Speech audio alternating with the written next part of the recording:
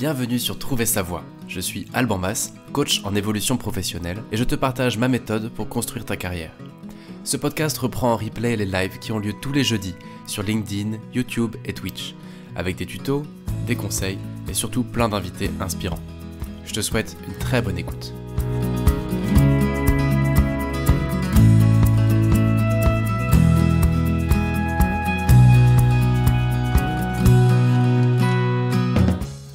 Ça y est, nous sommes en direct. Bienvenue à toi dans ce nouvel épisode de Trouver sa voie. Par où démarrer ? Tout va travers. Aujourd'hui, le live démarre un petit peu trop tôt pour moi. J'étais encore en train de prendre des notes. Le sujet, c'est une formule simple pour chercher le job idéal. Je vais prendre le temps de te développer, de te partager aussi un peu mes pérégrinations en fait dans ce voyage d'orientation. Ça fait pour moi une dizaine d'années à peu près que je travaille le sujet, que je m'y intéresse de près. Et j'ai essayé plein de méthodes, j'ai lu beaucoup, je me suis beaucoup documenté, j'ai vu pas mal de choses. Et donc, je vais te partager un peu mes conclusions, en fait, après toutes ces recherches, tous ces essais, plus ou moins fructueux, pour arriver à quelque chose qui me paraît assez simple. Peut-être que tu vas trouver ça trop simple, mais moi, je trouve ça aidant. Et donc, aujourd'hui, on va parler de ça. Comment est-ce qu'on peut essayer de conceptualiser simplement le job idéal et surtout comment on peut se mettre en route pour l'atteindre. C'est ça le vrai sujet. Dans les petites nouvelles, j'étais absent la semaine dernière, donc il n'y a pas eu d'épisode. Voilà, je voulais rattraper, mais j'ai pas trouvé le temps. Donc désolé pour ça. Et puis merci encore pour tous vos feedbacks. J'en reçois encore une fois de plus en plus. C'est super agréable. Donc merci pour vos abonnements, merci pour vos messages, merci pour vos messages sur LinkedIn, sur vos messages sur Spotify. Ça me fait toujours super plaisir. Il y a une nouveauté cette semaine, depuis une semaine, c'est que vous pouvez trouver sa voie sur Substack. Substack, c'est un site qui permet de suivre quelqu'un et de recevoir ses emails à chaque fois qu'il en écrit. C'est plutôt fait pour suivre des influenceurs mail. Ça peut être intéressant pour toi de me rejoindre sur Substack. Si tu veux être au courant des épisodes, c'est une façon de le faire parce que ça permettra de recevoir un email à chaque nouvel épisode. Et puis, ça peut permettre aussi, pourquoi pas, de s'abonner si tu veux participer au podcast, si tu veux participer financièrement au truc pour m'aider à le développer. Ça donne droit à certains avantages comme, par exemple, proposer un sujet ou même l'engagement que je prends pour les personnes qui s'abonnent, c'est d'essayer de les coacher au moins une fois pendant leur abonnement, si besoin. Voilà, passé cette petite phase d'autopromotion et de nouvelles, on va pouvoir s'y mettre. Pourquoi ce sujet d'une méthode simple, d'une formule simple pour chercher le job idéal? Pourquoi est-ce qu'on parle de ça aujourd'hui? Mais en fait, c'est le gros sujet de trouver sa voie. Donc, on est en plein dans le cœur du réacteur là, et c'est quelque chose dont on rêve tous. La formule magique, la pierre philosophale qui te permet en très peu de temps de savoir ce que tu veux. C'est vraiment le Graal, ce truc-là, et donc ça mérite qu'on s'y attarde un petit peu. Notamment parce que je crois qu'il en existe une de formule entre guillemets un peu magique. Je crois qu'il y a moyen de passer d'une équation à 1000 inconnus à une équation à 3 inconnus. Je crois que c'est possible. Et comme c'est possible, je voulais en parler. Enfin, comme je pense que c'est possible, je voulais en parler. Alors, avant de définir cette formule-là, je voulais te partager 3 concepts qui me paraissent essentiels, indispensables pour comprendre la logique à laquelle je vais t'amener. Ces 3 concepts, ce sont pas des concepts très poussés, c'est pas de la psychologie, c'est pas de la philosophie, c'est comme d'hab sur Trouver sa voie, c'est un peu de la psychologie de comptoir, mais pour moi, c'est important de les mentionner. Le premier, j'ai appelé ça un peu l'effet prince charmant. C'est quoi l'idée ici? C'est que on sait tous qu'il n'existe pas une personne avec qui on va faire sa vie amoureuse. Je fais de nouveau un parallèle avec la vie amoureuse là. On sait qu'il n'y a pas une personne qui nous attend à l'autre bout du monde et puis que si on passe à côté, c'est foutu. Aujourd'hui, on est un peu moins naïf que ça. Et enfin, il n'y a pas grand monde qui pense ça. Et on sait très bien que, en général, on fait sa vie avec une personne qui est déjà qu'on est amené à connaître physiquement, donc qui habite pas forcément trop loin de chez nous. Et on est conscient qu'on pourrait faire sa vie avec de nombreuses personnes. Donc l'effet prince charmant, c'est juste de dire, il n'existe pas un job idéal, mais bien des dizaines de milliers de jobs idéaux. Ça paraît important de le rappeler parce que même si on le sait, je pense qu'on ne l'applique pas dans notre façon d'avancer. On reste focus et arc-bouté sur une recherche de notre vocation, de notre truc, de notre expertise, de ce qui nous passionne, du boulot dans lequel on va vraiment pouvoir s'éclater. Alors qu'au fond de nous, si on est un peu réaliste et si on n'est pas trop naïf, bah déjà, on sait qu'il y en a des dizaines de milliers, des boulots qui pourraient être un job idéal. Deuxième effet, je l'appelais l'effet tourtereau. Encore un parallèle avec l'amour. L'idée ici, c'est de dire que le job idéal, ça va et ça vient. Ça peut changer dans un sens ou dans l'autre. Un peu comme l'amour. Il y a que de jeunes amoureux pour croire que toute leur vie, ils vont s'aimer sans aucun problème, sans séparation, sans aucun heurt, sans remise en question, sans nuit de l'amour, entre guillemets, où il y aura des moments où on se demande même comment on a pu vouloir cette personne-là à un moment ou à un autre. Tout ça, ça fait partie de la vie amoureuse et de la vie de couple. Et c'est d'ailleurs plus une construction que juste trouver la bonne personne. Bah, c'est pareil, l'effet tourtereau, c'est une façon de te dire, attends, le boulot idéal, c'est pas une situation figée. Je tombe dessus et c'est gagné pour toute ma vie. C'est un truc qui se construit. Parfois, on tombe dessus par hasard, comme en amour, mais c'est quelque chose qu'on peut perdre définitivement, temporairement. On va avoir des moments de passage à vide. C'est quelque chose de dynamique. Ce n'est pas quelque chose de figé, pour moi, le job idéal. Enfin, un job idéal. Il y aura obligatoirement du mouvement, il y aura obligatoirement du doute, il y aura obligatoirement des échecs, des ruptures. Et j'ai accompagné plusieurs personnes qui, à mesure qu'on avançait dans l'accompagnement ou dans le bilan de compétences ou dans la mission, c'est arrivé plusieurs fois qu'on me dise, bah, tu vois, c'est marrant, je crois que il y a un moment où j'ai eu ce super boulot qui coche toutes les cases. Ouais. Et puis je l'ai perdu. Bah oui, parce que tu peux changer de chef, l'entreprise peut se faire racheter. Tu peux toi avoir une équation qui change, des enfants, une vie de famille qui change, un déménagement. Voilà. Et parfois on a le truc et puis on peut le perdre et puis on peut le retrouver. Donc l'effet tourtereau, c'est juste une façon de rappeler que c'est quelque chose de dynamique. Et à mon sens, c'est l'histoire d'une vie, d'avancer vers ça et d'aller de plus en plus vers un job idéal qui nous ressemble. Mais c'est quelque chose où on fait un pas en avant, un pas en arrière, un pas en avant, un pas en arrière. Mais bon an, mal an, l'idée, c'est d'aller dans le bon sens. Même si on rêve tous de mettre le doigt dessus immédiatement, et même si on a tous dans notre classe de troisième ou de seconde quelqu'un qui nous disait quand je serai grand, je ferai ça, et tant mieux pour lui, tant mieux pour elle. Mais c'est très rare. Et même cette personne-là, bah, dis-toi que moi, je l'ai en bilan de compétences derrière, 20 ans après, qui se dit, bah voilà, j'ai toujours su ce que je voulais faire, mais aujourd'hui, je remets tout en question, je me demande si j'ai pas fait fausse route et tout. Donc même les gens qui savent, à un moment de leur vie, ne savent plus. Voilà. Ne soyons pas naïfs. Effet tourtereau. Troisième effet, avant d'aller sur la formule, c'est ce que j'ai envie d'appeler l'effet caméléon. L'effet caméléon, si je fais de nouveau un parallèle avec l'amour, je ne sais pas si tu vas être d'accord avec moi, mais j'ai l'impression qu'on est capable d'être très différent de nous-mêmes quand on a envie de plaire à quelqu'un, de séduire. C'est-à-dire que pour obtenir, pour pouvoir convaincre quelqu'un de sortir avec nous, pardon, c'est très pauvre. Je me rends compte que mes exemples sont de plus en plus radés pâquerettes, mais c'est pas grave. On va être capable de se contorsionner, de dépasser une timidité, de devenir très créatif alors qu'on l'était pas, de devenir galant alors qu'on ne l'était pas, de devenir amusant alors qu'on ne l'est pas. On va se contorsionner, on va devenir caméléon et on va aller bien au-delà de nos compétences et de qui on est naturellement pour plaire tout simplement, pour séduire.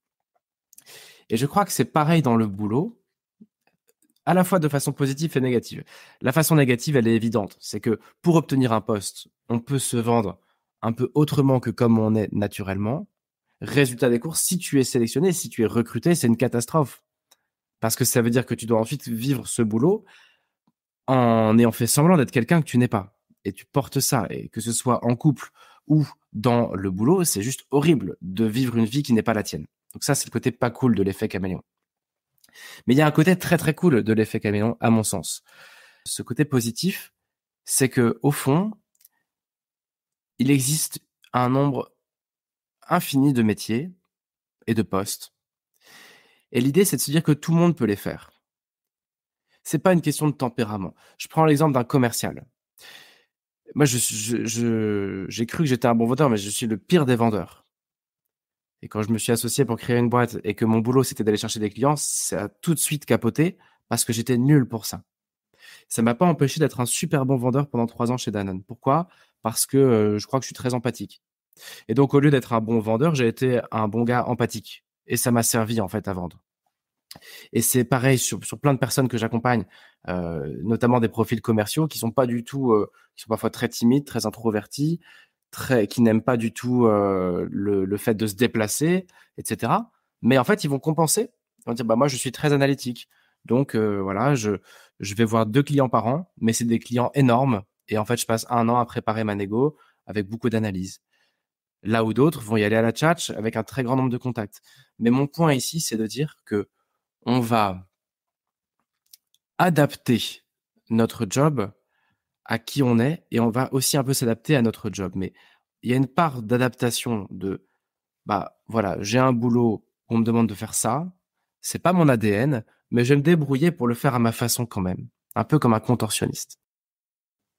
Et je sais pas si je suis très clair avec ça, mais l'idée derrière, c'est quoi? C'est que on est en mesure de faire à peu près tous les métiers du monde. Tout le monde est en mesure de faire à peu près tous les métiers du monde. La dernière fois que j'ai regardé, c'était il y a 3-4 ans, il existait aux yeux de l'ONICEP 22 000 métiers. Je pense qu'on doit être à plus ou moins 50 000 déjà, 3-4 ans plus tard. Et donc ici, mon point sur cet effet caméléon, c'est vraiment d'insister sur le fait de dire, évidemment, il existe plein de jobs idéaux et il faut pas forcément s'arrêter sur un intitulé de poste. C'est-à-dire, moi, j'ai pas la tchatch, je pourrais jamais faire de la vente. Moi, je suis pas analytique, je pourrais jamais faire de l'analyse. Oui, c'est sûr qu'il y a un risque que tu perdes beaucoup d'énergie dans ce genre de boulot. Mais c'est peut-être un peu plus subtil que ça. Et peut-être qu'on doit voir les choses un peu autrement. Donc, je t'invite à renoncer à cette notion de métier. Quand on cherche sa voie, quand on veut travailler sa carrière, on est focus sur les métiers. Quelle peut être ma vocation? Quelle peut être mon activité, mon métier? On l'a déjà dit, pour les généralistes, le métier, ça n'a aucun sens. Parce que ce qu'il faut, c'est un poste. Pour les experts, le métier, ça n'a aucun sens. Parce que ce qu'il faut, c'est trouver ton expertise. Puis tu feras 10 métiers si tu veux avec cette expertise. Et une fois de plus, j'ai envie d'insister sur ce point qu'il en existe tellement des métiers à cause de l'effet caméléon. Il existe 1000 façons de faire chacun de ces métiers que je t'invite à oublier cette logique franco-française de je dois trouver mon métier, quoi. Voilà pour l'intro. Donc, effet principalement, effet tourtereau, effet caméléon. Qu'est-ce que ça nous dit? Ça nous dit je dois rester ouvert, très très ouvert, très large dans ce que je recherche parce qu'en fait, je peux à peu près tout faire. Je dois pas être naïf sur le job idéal. Je vais pas tomber dessus un jour comme j'ai retrouvé la télécommande que j'avais glissée sous le canapé. Ah, je l'ai retrouvée, elle est trop cool, ça y est, c'est gagné. Non, ça va être quelque chose de fluctuant.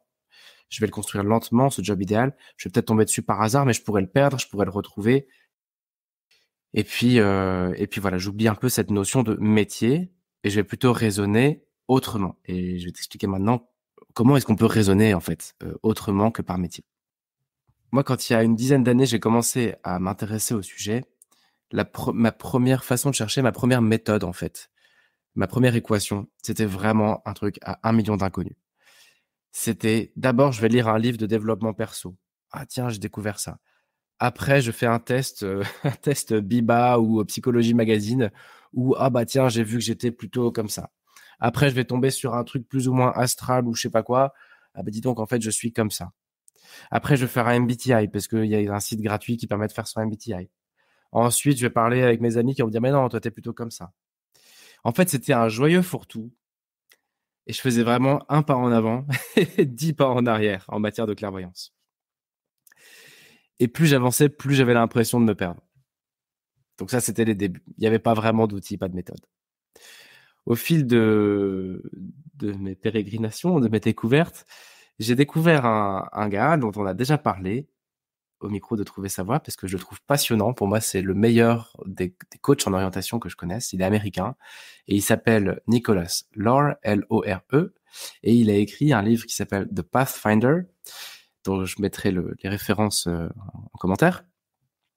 Et lui, il a essayé de simplifier un peu cette équation. Il nous aide un peu dans son bouquin. Il dit, attendez, c'est pas si compliqué.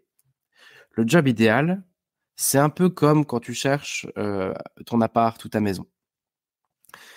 Quand on veut acheter son premier appart ou sa première maison, en général, surtout quand c'est pour se loger pour soi, on va sur un site d'immobilier, on va sur Le Bon Coin, et en général, on fait un blocage en mode « Ah, il n'y a rien pour mon budget. Tout est trop cher, surtout en ce moment.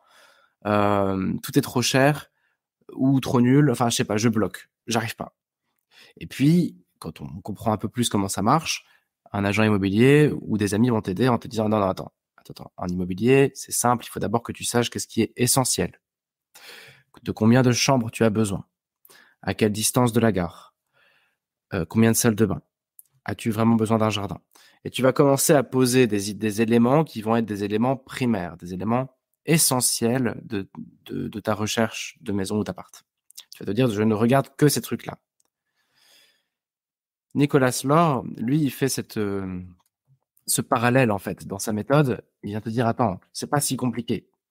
Il faut construire ça un peu comme en bloc par bloc, comme si tu construisais un igloo bloc par bloc. Et les blocs, ce sont des composantes. Et les composantes, ce sont des choses 100% sûres. Si je reprends la métaphore de l'appart, c'est OK, combien de chambres? Dans mon boulot, il me faut combien de chambres? Il me faut combien de salles de bain? Et donc, il propose toute une panoplie d'exercices, MBTI et plein d'autres, très bien fait d'ailleurs, où il va t'aider à chaque fois à venir extraire les composantes essentielles. Et donc moi, au début, j'ai basé ma méthode là-dessus. Ma V1, c'était ça. C'était toute une panoplie d'exercices où on ratissait très très large.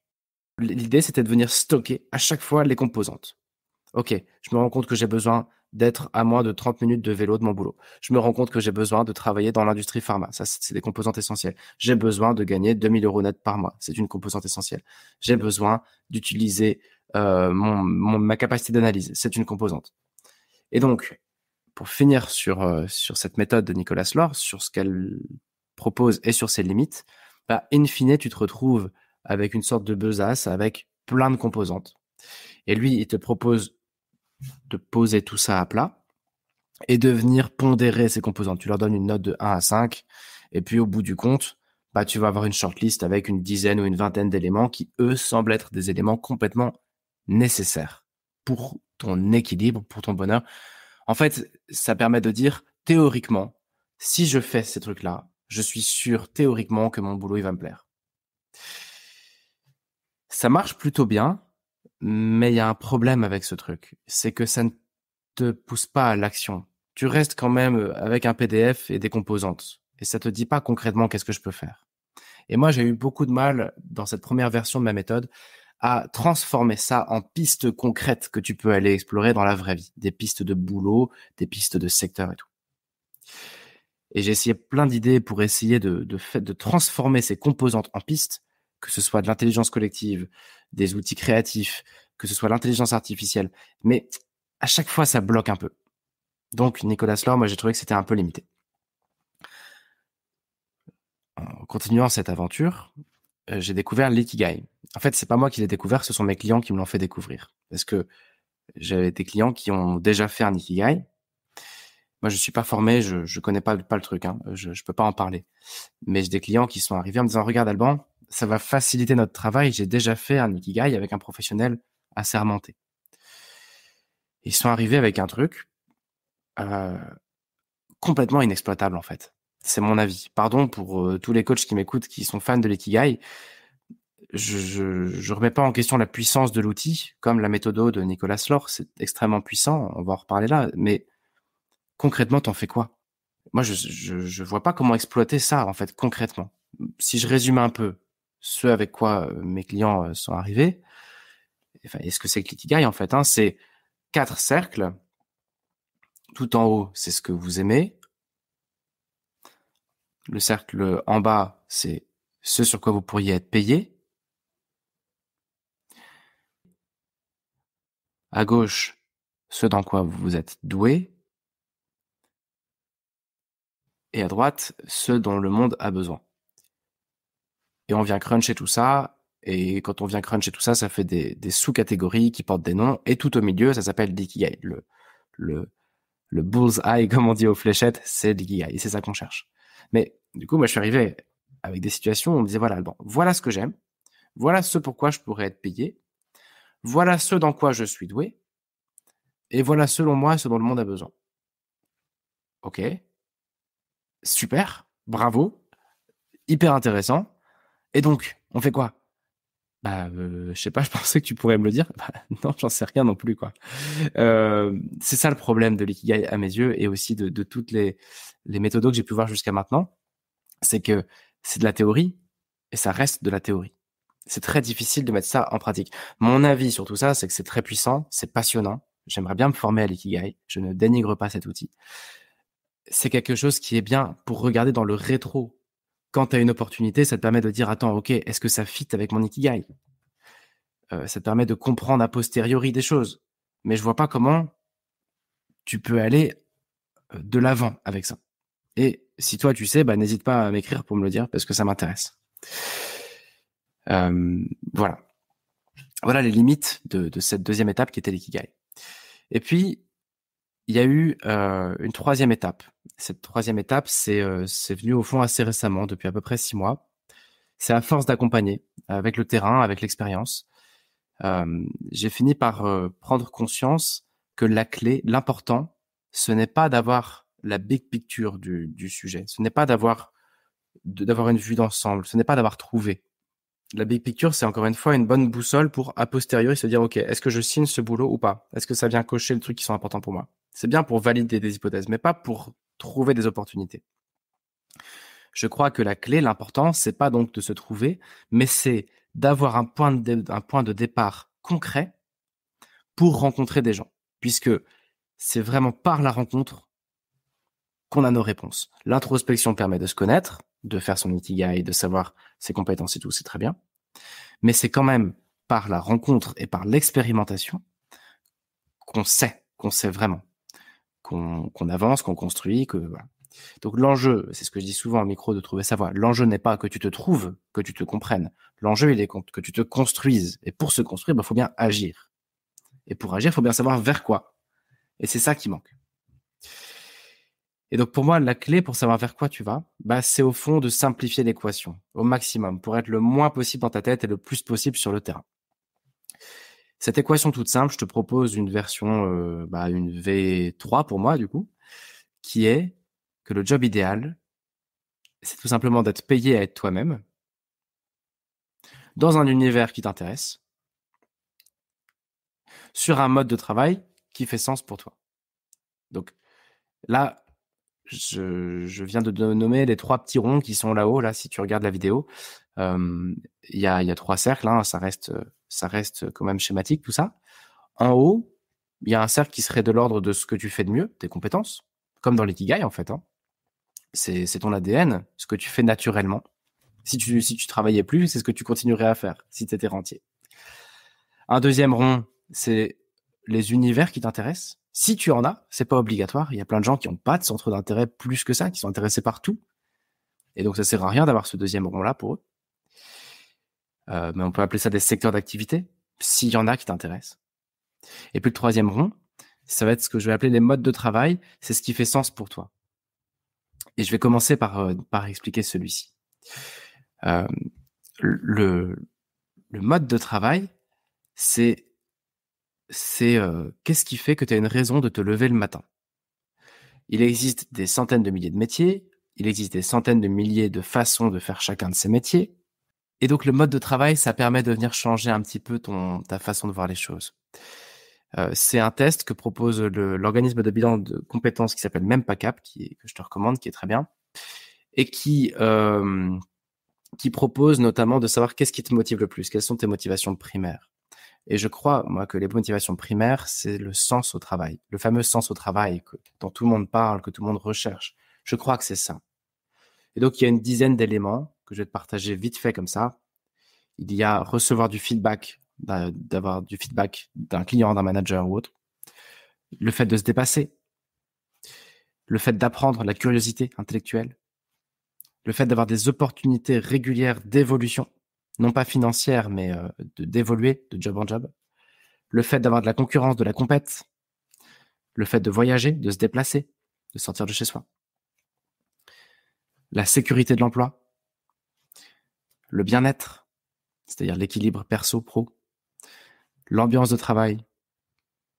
Est-ce qu'il y a une ambiance harmonieuse? L'utilité sociale, est-ce que ce que je fais, c'est vraiment utile pour les gens? Mais tu vois, l'utilité sociale, ça n'est que un petit paramètre parmi une quinzaine. Donc, quand on parle de sens au travail, on pense directement à Greenpeace, on pense tout de suite à l'écologie et tout. Mais non, au fond, moi, je suis de ceux qui pensent que l'utilité sociale, c'est pas pour tout le monde, quoi. si pour toi, c'est avant tout le feedback, la rémunération et la compétition, tu vas pas perdre ton temps à essayer de te sentir utile. C'est une perte de temps. Tu vas être avec des gens qui tu vas pas gagner assez. Enfin bref, ça va pas le faire, quoi. Donc bref. Il y avait donc l'utilité sociale, le développement des autres, la possibilité de faire grandir les autres dans son boulot, l'influence. Est-ce que mon boulot a un impact? Est-ce que ce que je fais, ça pèse vraiment dans le game, sur la stratégie de la boîte, sur les résultats? Et puis la valorisation des idées. Est-ce que je suis dans ce mode de travail, je peux émettre des idées? Est-ce qu'elles sont écoutées? Est-ce qu'elles sont prises en compte et tout ça? Donc là, j'ai partagé une douzaine d'éléments de motivation primaire. Il y a aussi l'autonomie que j'ai oublié de préciser, qui est très important pour certains. Et donc, en fait, ce rond-là, mode de travail, c'est identifier maximum 3 trucs, 3 éléments qui te semblent essentiels pour toi. Par exemple, je vais le faire pour moi, là, en direct.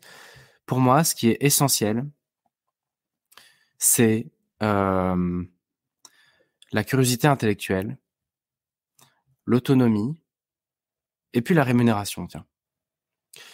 Et du coup, bah voilà, ça va venir dire, bah, quel que soit le boulot, il faut que je retrouve ça dedans, parce que si demain je suis sous-payé, j'aurai plus aucune raison d'aller bosser. Si demain je manque d'autonomie, j'aurai plus aucune raison d'aller bosser. Et si demain je n'apprends plus rien, j'aurai plus aucune raison d'aller bosser. Rencontrer des nouvelles personnes, c'est capital pour moi. Un boulot où je rencontre plus personne, mais mon boulot perd son sens, et le matin, j'ai aucune raison de me réveiller. Donc je t'invite à essayer d'identifier sur ce rond-là, pour toi, les 3 éléments qui sont vraiment les plus importants dans tes facteurs de motivation, qui sont aussi par la même occasion tes facteurs de démotivation. Parce que ce qui est le plus important pour toi, ce qui te motive le plus, bah c'est évidemment aussi ce qui te démotive le plus si ça n'est pas atteint, si tu ne l'as pas, si tu ne le trouves pas dans ta vie. Donc voilà. Un premier rond qui est vraiment pour moi là-dessus sur le mode de travail. Est-ce qu'au fond, tu as besoin de travailler en tant que freelance, entrepreneur ou salarié? Ça peut rentrer là-dedans. À l'international ou pas? Dans une boîte multiculturelle ou dans une PME. Tout ça, tu vas pouvoir le stocker dans le rond qu'on va appeler mode de travail. Tu choisis lequel, hein, parmi les 3 ronds mentionnés ici. Ça va être ni le quoi, ni le où, mais le comment. Deuxième rond, peut-être le premier au fond, le plus important quand même, ce sont tes compétences innées. Comme on le disait dans l'ikigai, c'est un mélange entre ce dans quoi tu es doué et ce pour quoi tu peux être payé. Pour moi, c'est la même chose. Autant être payé à faire ce dans quoi tu es doué. Je vois pas pourquoi on en fait 2 différents. Et donc, ici, l'idée, c'est juste de toucher du bout du doigt tes top compétences. Ce que tu fais le mieux. Ce que tu ferais même si tu n'avais plus besoin de travailler. Et là, pour t'aider là-dedans, j'ai déjà fait un épisode sur le sujet pour te permettre de ressortir tes grandes compétences, tes top compétences. L'épisode s'appelle « Comment trouver sa voix en 30 minutes ». En 30 minutes, je crois. Le titre me fait rire. Et donc voilà, tu peux l'écouter. Et si tu l'as déjà entendu ou si tu veux pas l'écouter, pour rappeler un peu le truc, c'est prendre tout ce que tu fais, tu listes tout ce que tu sais faire, tout ce que tu fais, et puis tu essaies de voir vraiment ce que tu fais de mieux. Est-ce que tu pourrais faire sans jamais te lasser? Est-ce que tu pourrais faire sans jamais te lasser, même tous les jours de ta vie, quoi? Bah ça va être, je crois, des compétences innées, et ça va venir remplir un de tes cercles là. Tes top compétences, ce à quoi il faut que tu sois payé. Je vais te prendre quelques exemples de clients récemment pour te montrer en gros la variété, un petit peu à quel point ça va raconter des histoires différentes. Là, hier, c'était quelqu'un qui est très doué pour être en contact et rencontrer, pour aider et pour agir. Bon ben voilà, ça c'est vraiment ce qu'elle fait de mieux. Une autre personne, c'est coudre, proposer de nouvelles idées et rencontrer. Encore un troisième exemple récent, être en relation, gérer de l'administratif et coordonner, etc., etc. Donc, ici, on voit bien qu'il y a un premier cercle qui est ce que tu fais naturellement, ce que tu fais très bien. Un deuxième cercle, qui est ce qui te motive, la façon de bosser qui te motive, les outputs, le mode de travail qui te motive. Et puis, pourquoi pas un dernier élément, mais on a beaucoup parlé ici de généraliste, spécialiste, expert et tout. Si tu te sens généraliste, il est probable que tu n'aies pas ce troisième élément, ce troisième cercle, qui est quelles sont tes passions, quels sont tes centres d'intérêt, quels sont les secteurs qui t'attirent plus que les autres. Si tu sais tout faire, si tu es doué dans plein de trucs, il est probable que tu n'aies pas un centre d'intérêt particulier et que tu n'aies pas de troisième cercle. Donc ne te prends pas trop la tête avec ça. Au pire, toi, t'en auras que 2. Mais s'il y a des sujets qui t'intéressent, eh bien, rajoute ce troisième cercle qui est les secteurs d'activité où je vais retrouver des gens qui m'intéressent. Tant qu'à travailler, autant travailler avec des gens qui sont stimulants, qui font des trucs qui me plaisent. C'est pas pareil de travailler avec les animaux que dans les neurosciences, que dans le coaching, que dans l'univers du cirque, que dans l'univers de je ne sais quoi, que dans le retail, que dans l'univers de la franchise. C'est pas pareil d'être comptable dans l'univers de la franchise que d'être comptable dans un théâtre. Enfin voilà. Donc ici, ça va être vraiment les univers. Et l'idée, c'est quoi? C'est de se dire s'il y a un univers ou des univers qui t'intéressent plus que d'autres, bah, tu peux les stocker ici. Et on en vient donc à cette équation à 3 inconnus, qui est être payé à être moi-même. Donc par exemple, pour ma part, je sais pas, parler, écouter et inspirer. Voilà, je tente comme ça. Sur un mode de travail qui fait sens, donc peut-être pour ma part avec beaucoup d'autonomie, sans conflit, un boulot sans conflit et avec une rémunération intéressante. Et puis dans des univers qui m'intéressent, bah pour moi l'univers c'est clairement le développement personnel. Au fond, même si je ne faisais pas ce boulot-là, je lirais des livres de développement personnel. Ça fait 10 ans que je le fais à côté de ma carrière, etc. C'est un univers qui m'intéresse. Voilà. En très simple, voilà l'équation que je te propose d'établir. 3 paramètres. Ce que tu fais de mieux, ce à quoi il faut que tu sois payé, en fait. Le mode de travail qui fait sens pour toi. Les modes de travail. Et,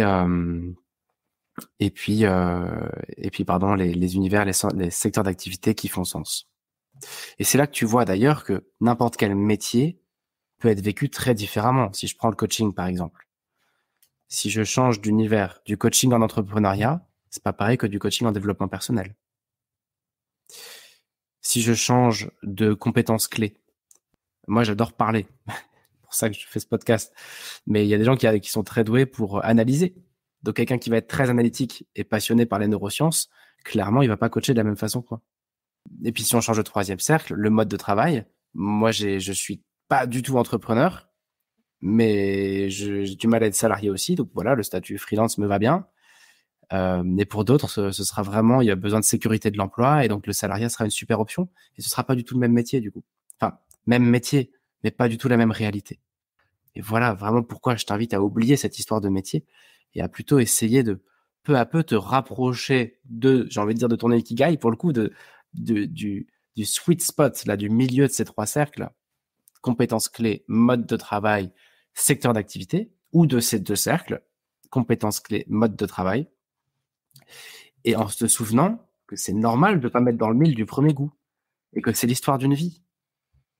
C'est l'histoire d'une vie et que peut-être qu'à un moment tu vas mettre dans le mille et puis que bah tout ira bien et puis il y aura un truc qui fait que bah non ça ira plus et puis il faudra ajuster les choses. Voilà, pour moi c'est ça l'équation. Elle est pas si compliquée mais elle bouge tout le temps. Et l'enjeu c'est de se dire mais si tu te sens pas à ta place, si tu sens que t'es pas soit un peu à côté du mille, soit complètement dans les choux, mais oui mais c'est dynamique tout ça. Ok, peut-être qu'en ce moment, t'y es pas. Mais attends, t'as toute une vie pour te rapprocher de toi-même, en fait. Pour te rapprocher de être payé à être toi-même dans un boulot qui fait sens. C'est-à-dire, qui coche tes motivations primaires, tes motivations personnelles. Et non pas qui a du sens au sens sauver des baleines du terme. J'ai rien contre les baleines, mais moi, ça me rend dingue, en fait, de voir la pensée unique du moment qui consiste à dire qu'on devrait tous être engagés dans la transition écologique, qu'on devrait tous être engagés dans la lutte animale, qu'on devrait tous être engagés dans l'insertion et dans la lutte sociale et tout. Bah non, c'est ce qu'on essaie de faire, mais il y a plein de gens qui s'en foutent un peu. Et du coup, ça fait des erreurs d'aiguillage assez importantes. C'est pas qu'on s'en fout, c'est juste que parfois le potentiel, il est ailleurs. Et donc, je fais un petit blocage avec ça, personnellement. Euh, voilà. Ma conclusion de tout ça. Pourquoi est-ce que je te présente ce modèle aujourd'hui? C'est pas pour remplacer l'ikigai, c'est pas pour remplacer la méthode de Nicolas Law. C'est pas pour dire tiens, j'ai une nouvelle méthode, elle est ni mieux ni moins bien, c'est juste une autre façon de dire la même chose. La seule raison pour laquelle je t'amène ça aujourd'hui, c'est parce que je t'invite à passer à l'action. Je t'invite à rencontrer des gens. C'est ça le vrai conseil que j'ai envie de te donner. Et donc, tout ce que je viens de te dire avant, ça n'a de sens que pour te permettre d'aller rencontrer des gens. Parce que c'est plus facile de te dire, attends, ok, le secteur de la transition écologique m'intéresse. Mes compétences, c'est que je suis un bon analyste, j'adore les chiffres et j'aime structurer les choses. Et le mode de travail, je me verrais bien salarié dans une grosse boîte. Bon, bah, je sais pas si tu suis mon raisonnement, mais ça y est, si on a dit ça, on sait exactement qui aller voir. Tu vas avoir des grosses boîtes engagées dans la transition écologique sur des boulots et des missions plutôt de l'ordre de la structuration, de la finance, des procédures, des protocoles, de la qualité. Voilà. Et puis ça y est, tu as directement ton truc. Tu peux directement aller pousser des portes avec ça. Si tu te dis, bah attends, mode de travail qui m'intéresse, moi, c'est plutôt le freelance. Ce que je sais faire de mieux, c'est écrire. Et les sujets qui m'intéressent, c'est le yoga. Ok, bah va voir des blogueurs qui ont des blogs de yoga. Et puis tu verras bien où ça te mène. Peut-être que tu pourras pas en vivre tout de suite. Peut-être que c'est pas un métier tout de suite prêt, mais peut-être que tu peux créer quelque chose en side à côté de ta carrière. Peut-être que aujourd'hui tu peux pas, mais qu'à horizon de 10 ans, à une échelle de temps de 10 ans, oui, tu pourras t'en rapprocher, etc.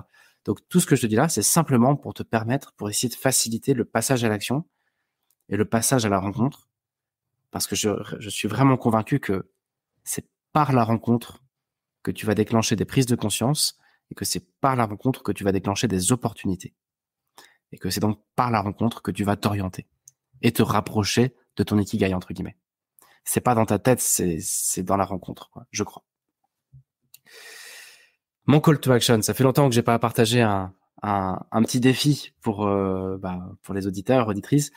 Tout simplement, je t'invite à prendre une feuille, à faire ces 3 fameux ronds qui s'entremêlent en leur centre là, et tout simplement à écrire dans chaque rond. Donc dans le premier, tu mets ADN, top compétences. Dans le deuxième, mode de travail. Et dans le troisième, il est optionnel celui-là, mais tu peux écrire donc secteur d'activité ou univers ou centre d'intérêt. Et puis tu essaies de remplir ça avec maximum 3 éléments par rond, pas plus. Pas plus. Moins il y en a, mieux c'est, puisque le but n'est pas de te trouver. Le but, c'est de savoir qui tu veux aller voir. Donc, plus tu mets d'éléments, plus tu compliques les choses. Et tu vas arriver sur une équation. Tu vas réfléchir à qui a l'air dans ton entourage de vivre une vie qui ressemble un peu à cette équation. Et ensuite, bah, envoie-lui un petit mail ou appelle-le ou va prendre un petit café avec lui ou avec elle, juste pour qu'il te raconte ce qu'il fait ou ce qu'elle fait. Puis déjà, tu auras fait, je crois, un pas énorme dans ta carrière. Voilà. Ce sera tout pour aujourd'hui. Je vois qu'il n'y a pas de questions, donc je vais m'arrêter là. Et la semaine prochaine, on aura une invitée de grande qualité, donc j'en dis pas plus, mais je m'en réjouis d'avance. D'ici là, bonne semaine et merci encore de ta fidélité si tu écoutes cette émission. Et n'oublie pas, donc pour recevoir les mails, ça se passe sur Substack. Trouver sa voix sur Substack et je te mettrai le lien en commentaire. À bientôt.